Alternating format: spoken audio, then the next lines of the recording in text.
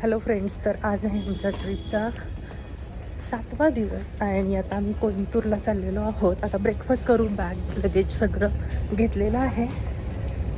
Breakfast झाला की लगेच प्रवास सुरू होईल.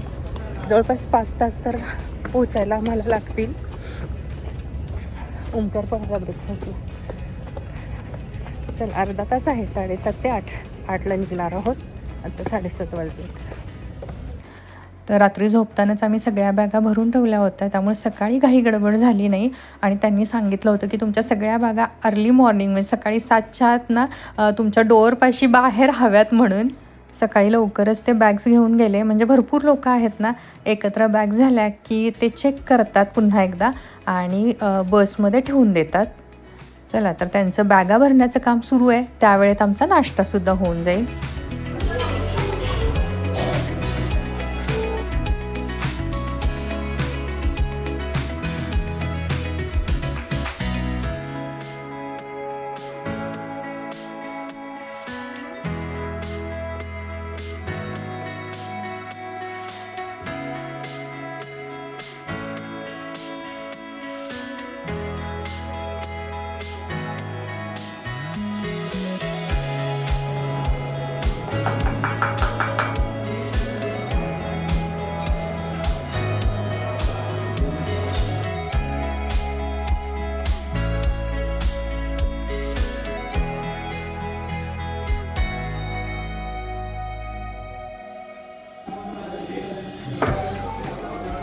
हॅलो फ्रेंड्स, तर सकाळचं झालेलं आहे आमचा ब्रेकफास्ट. इडली, डोसा, सांबार, भरपूर आयटम आहे. पण आम्हाला हे खूप आवडतं आहे एकदम, जे हेवी होत नाही. या हॉटेलमधला आमचा शेवटचा दिवस. येस, चला, तर आम्ही कोडाईकनालला करतोय बाय बाय आणि चाललेलो आहोत कोइंबतूरला. उटीचं स्टर्लिंग हॉटेल होतं ना, त्याच्यापेक्षा हे आम्हाला जास्त आवडलं. आजूबाजूचा परिसरही छान होता आणि रूम तर खूप सुंदर होत्या. व्ह्यू तिथून दिसणारा अमेझिंग होता आणि कोडाईकनाल दिसतसुद्धा होतं ना, एकदम मस्त वाटत होतं. ओमकारला मी आत्ता म्हणत होते की तू झोपून उठलायस, ब्रेकफास्ट केलायस, आता पुन्हा 5-6 तासाची जर्नी आहे, झोपून जा. तर त्याचं तेच सुरू आहे की खायचं झोपायचं, खायचं झोपायचं. आणि असं म्हटल्यानंतर तो म्हणजे हसतोय, मजा करतोय.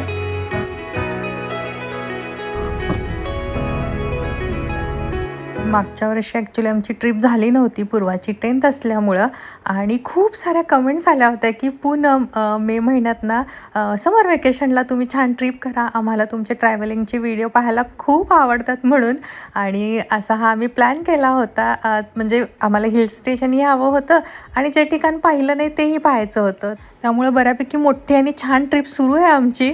ॲक्च्युली प्रवास भरपूर आहे, पण आम्ही असंच ठरवलं होतं की एका ठिकाणी जातो आहे ना, त्या साईडच्या बऱ्यापैकी गोष्टी पाहून घ्याव्यात. कारण नंतर दुसरी ट्रिप प्लॅन केल्यानंतर पुन्हा या साईडला यायला नको, नाही का. जसं मी म्हणाले होते, आपला भारत देश इतका मोठा आहे आणि इतक्या गोष्टी पाहण्यासारख्या आहेत ना, आपल्याला वेळ कमी पडणार आहे, पण ठिकाणं काही फिरून होणार नाहीत. त्यामुळे जमेल तसं थोडं आम्ही दरवर्षी ट्राय करू वेगवेगळ्या ठिकाणी जाण्याचा. तर सकाळी लवकर उठलं होतं, तर आम्ही थोडासा आराम करतोय. म्हणजे बरीच लोक थकली असतील, काल प्रवासी खूप झाला, सकाळी लवकर उठणंही झालं, नाही का. सो एका ठिकाणी आम्ही चहाला थांबणार आहोत, त्यानंतर मात्र फ्रेश वाटेल. जर्नी खूप मोठी आहे, म्हणजे अख्खा दिवस सकाळपासून संध्याकाळ म्हटल्यानंतर ना खूप साऱ्या ॲक्टिव्हिटी आम्ही केलेल्या असतात. पण व्हिडिओ म्हणाल तर 15 ते 20 मिनिटाचा करते आहे.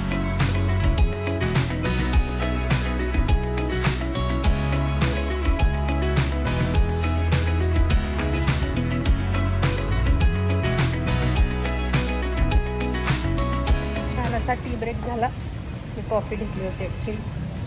आणि आता पुन्हा चाललो, फ्रेश झालो, चहा झाला छान. मग अशी नॅप झाली, चहा झाला आणि त्यानंतर फ्रेश होऊन आम्ही आता चाललेलो आहोत पुढच्या प्रवासाला. चला, जर्नी तर बऱ्यापैकी मोठी आहे. टाइमपास म्हणून आम्ही बसमध्ये खेळतोय छान असा game. 20 yes 34 34 yes 51 yes 70 yes English Poonam कोण आहे? कोणतं स्पेलिंग सांगा. मराठीमध्ये लिहिलेलं आहे. हॅलो फ्रेंड्स, तर आता आम्ही उतरलेलो आहोत जवळपास 2 वाजल्यात आणि एका तासाभरात म्हणजे 3च्या आसपास आम्ही निघणार आहोत. आता फक्त इथं लंच करू. म्हणजे हॉटेलमध्ये आम्ही पोहोचलो आहे, पण रूममध्ये जाणार नाही आहोत कारण रूमवर गेल्यावर फार उशीर होतो. त्यामुळे जेवण करून लगेच आम्ही निघू. तर आम्ही लेमन ट्री हॉटेलमध्ये थांबलेलो आहोत आणि इथे म्हणाल तर 1 नाईटसाठी आहे. लेमन ट्री हॉटेलमध्ये आलो आणि आम्ही अजंठा वेरूळला गेलो होतो ना, लेमन ट्रीमध्येच थांबलो होतो. आम्हाला आवडलं होतं पर्सनली ते हॉटेल. बघू इथलं कसं आहे.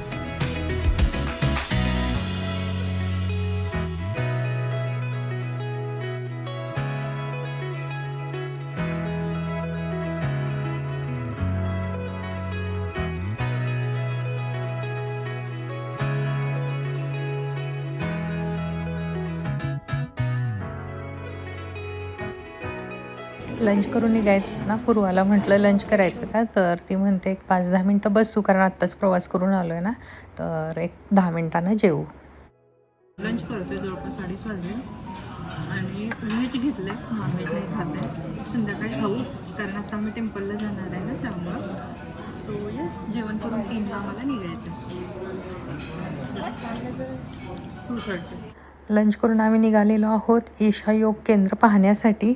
आदियोगींची मूर्ती बघण्याची खूप इच्छा होती. ॲक्च्युली फोटो व्हिडिओ आम्ही पाहिले होते आणि आम्हाला खूप आवडले होते. वाटलं म्हणजे आम्हाला कधी योग येणार नाही इतक्या जवळून ती मूर्ती पाहण्याची, म्हणजे आदियोगींची मूर्ती पाहण्याची. सो यस, आज तो योग आलेला आहे. आदियोगींची ही मूर्ती 112 फूट इतकी उंच आहे आणि ही मूर्ती पाहण्यासाठी बरीच लोक खूप लांबून येत असतात.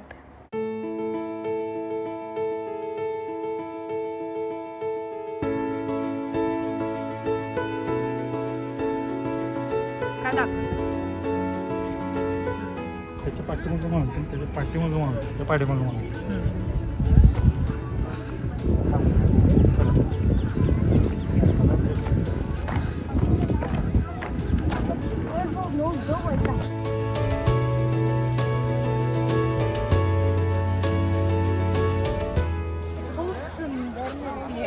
एवढा प्रवास करून आम्ही इथे आलेलो आहोत. आल्या म्हणजे मन प्रसन्न झालं आणि आजूबाजूला बघाल ना, म्हणजे पूर्ण अशा डोंगर रांगा आहेत, पूर्ण अशा. खूप सुंदर आहे परिसर, खूप मोठा सुद्धा आहे. आणि आता जवळपास 5 वाजता आम्ही आज जाऊ आणि 5:45 बाहेर येऊ.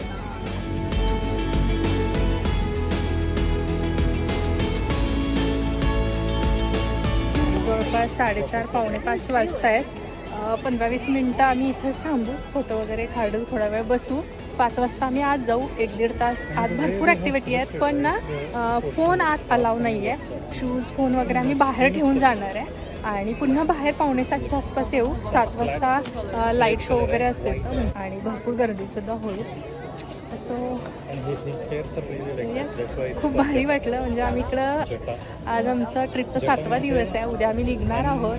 हे आमचं शेवटचं डेस्टिनेशन होतं ट्रिपमधलं. आणि येस, खूप प्रवास करून इथंपर्यंत आम्ही आलेलो आहोत. भारी वाटलं, म्हणजे आल्याला थकवा गेला बघून.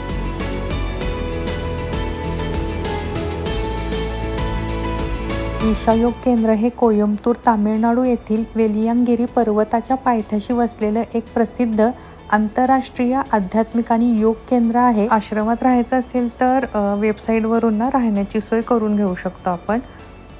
आता मी असं बैलगाडीतून चाललेलो आहोत कारण आम्हाला काहीच आयडिया नाही, पहिल्यांदा आलो आहे ना. अंतर थोडं असेल तर येते वेळी आम्ही मात्र चालतच येऊ.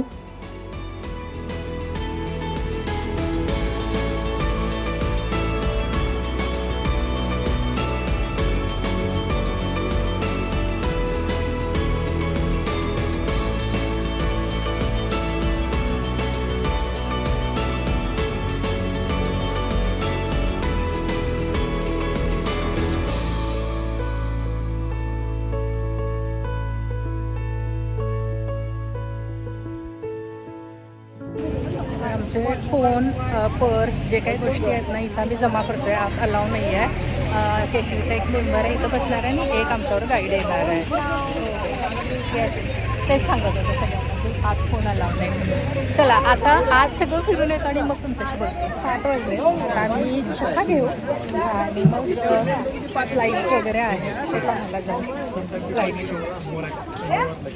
आता मी गेलो होतो ना, तिथला एक्सपिरियन्स अमेझिंग होता. तिथं बऱ्याच गोष्टी आम्ही पाहिल्या, फील केल्या ॲक्च्युली, आणि इतकी लोकं असूनसुद्धा शांतता होती. त्याचं मात्र खूप कौतुक वाटलं. आणि तिथं ना ध्यानधारणा करण्यासाठी एक हॉल आहे आणि भरपूर लोकं तिथं होती. बापरे, तो सुद्धा एक्सपिरियन्स खूप भारी होता आमचा. म्हणजे ह्या सगळ्या गोष्टी शब्दात मांडताच येत नाहीत, नाही का, त्या फील कराव्या लागतात. असो, त्यानंतर आम्ही बाहेर आलो. तिथं भरपूर शॉप आहेत, आतसुद्धा रेस्टॉरंट आहे, वॉशरूम वगैरे आहेत, साड्या वगैरे खूप सुंदर होत्या.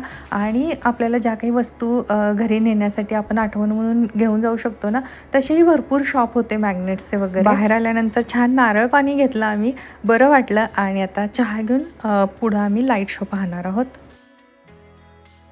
बऱ्याच वयस्कर लोकांना इथंपर्यंत हा शो पाहण्यासाठी येणं शक्य नसतं, तर ट्राय करेन की व्यवस्थित याचं शूट करेन. बघूयात आता किती जमतं एवढ्या गर्दीमध्ये.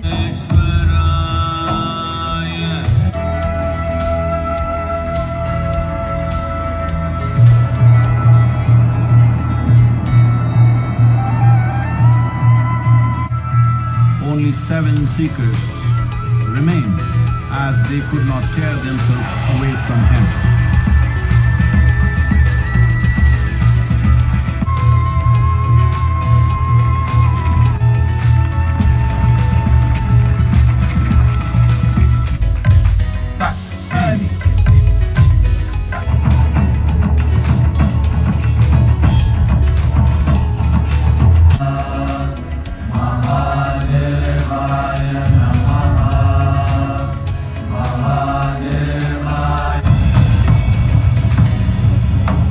Sacred signs of yoga in all its forms to human habitations.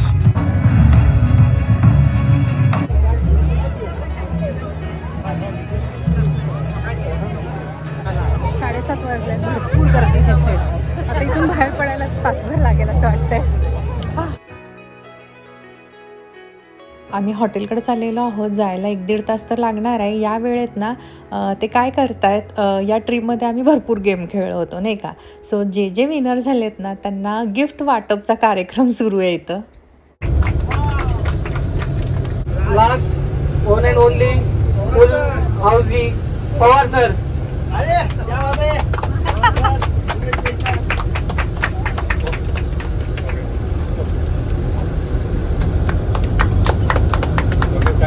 Thank you thank you.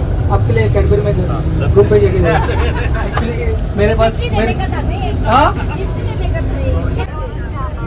अभिनंदन, मान्यवरांचे आभार. Thank you once again everyone. बसमध्ये होतो आणि तिथं आम्ही खूप फिरलो स्वतः. आणि इंडियात आल्यानंतर सुद्धा आम्ही स्वतःच फिरायचो. मग पूनमला म्हटलं की एकदा कुठल्या तरी ग्रुपबरोबर आपण जायला पाहिजे आणि ट्राय करूयात. मग आम्ही केसरीचं बुक केलं. आमचा पहिलाच अनुभव आहे आणि खूप आवडला आम्हाला ते. स्पेशली जे लॉजिस्टिक आपल्याला मॅनेज करायला लागतं स्वतः गेलं तर इथं तो एक ॲक्च्युली म्हणजे ते टेक केअर करतात. आणि या दोघांचा अनुभव खूप चांगला होता. सो ओव्हरऑल आम्हाला खूप आवडला आणि याच्यापुढं आम्ही असे टूर्स करू. आणि माहीत नाही फ्युचरमध्ये कधीतरी यातलं कोणतरी भेटेल असं एक्सपेक्टेशन आहे. आणि बेस्ट ऑफ लक जेव्हा ते फ्युचरमध्ये टूरला जातो. Thank you Pawar sir.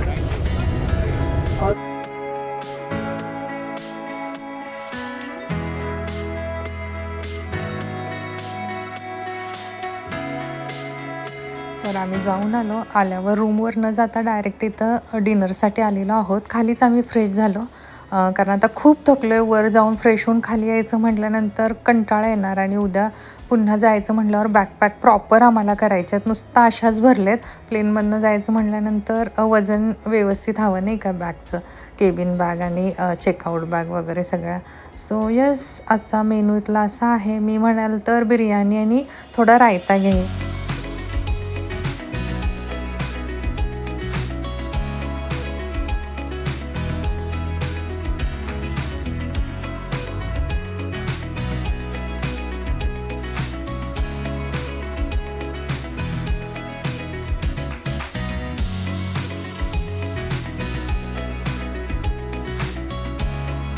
चला हॉटेल रूम कशी आहेत ती बघूयात. उद्या रात्री मात्र आपण आपल्या घरी असणार आहोत. आज कन्फर्म केलं होतं त्यांनी की मी पूर्व माझ्यासारखे दिसते आणि ओंकार तुझ्यासारखे आलो का आपण?